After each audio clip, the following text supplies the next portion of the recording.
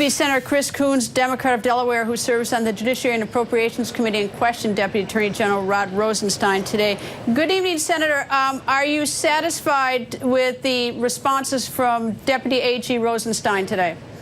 Not at all, Greta. In fact, I'm really dissatisfied that the Attorney General continues to dodge our committee. He hasn't appeared in front of the Judiciary Committee or the Appropriations Subcommittee that sets the budget for the Department of Justice this year. We have repeatedly gotten excuses that he's busy, he has other matters. Today, he was supposed to appear in front of the Appropriations Subcommittee, but over the weekend changed to appearing this afternoon in front of the Intelligence Committee. As you could hear from the clip you just played, I tried to get satisfactory answers out of his deputy, Rod Rosenstein, about the scope of his recusal. He dodged those answers, declined to answer them. And I frankly think from what I've seen of the Attorney General's testimony in front of the Intelligence Committee, he dodged and weaved there just as well. So what are you going to do about it? I'm going to continue to press on the Judiciary Committee for the Attorney General to be called in front of our committee to answer legitimate questions about whether he has violated the scope of his recusal. It seems to me fairly clear that he has. And I think that's another component of what is an ongoing series of questions that are being asked in front of several committees about whether the President and potentially the Attorney General have been engaging in an obstruction of justice.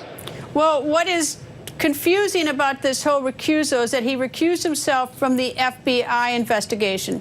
What he testified today at the hearing, and I was in the room, was that the reason why FBI Director Comey was fired was twofold. One is that basically chaos at the FBI, and the second thing was May 3rd testimony relating to his investigation of Hillary Clinton, saying essentially he would do it all over again. He said that's why he recommended firing, which of course has nothing to do with the scope of the recusal. The recusal is about the Russia investigation.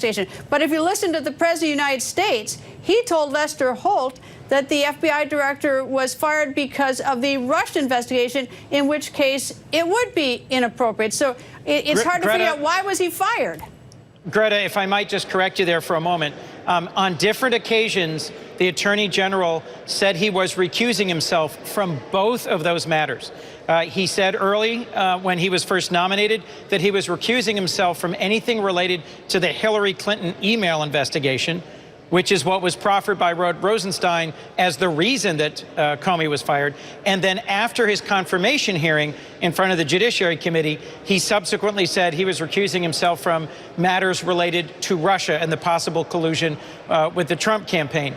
So his actual letter of recusal says that he is stepping aside from any investigation that has anything to do with either of the presidential campaigns. All right, assuming that he's violated the recusal, and that's something we still don't know because he won't come before your two committees, but assuming he has, then what? Well, first, the testimony I got from Deputy Attorney General Rod Rosenstein today suggests or implies that that's an appropriate subject for Bob Mueller, the special counsel, to be considering, because a violation of the scope of recusal would inevitably be bound up in an obstruction investigation. He did not say that directly, but that was the conclusion that I drew.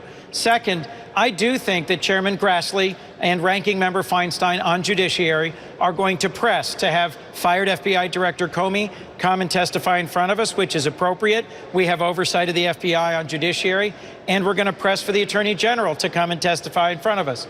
I think his refusal today to answer legitimate questions in front of the Intelligence Committee based on some gauzy, long-standing policy, but no executive privilege, no clear substantive reason why he refused to answer a wide range of questions is going to lead to a more aggressive investigation of his conduct by the Senate Intelligence Committee and by the Senate Judiciary Committee. Well, I agree they should answer the questions. But Coates and Rogers said that it was inappropriate to do it, and so today did Sessions. Inappropriate is not assertion of executive privilege, and it's not national security. So, I mean, you know, I think I refuse to answer them as well, and I would demand more, but that's me. I'll put it this way, Greta. I served alongside Senator Sessions on the Judiciary Committee for 6 years. I know he would never have accepted that from a witness from a previous administration. Senator, thank you. Thank you, Greta.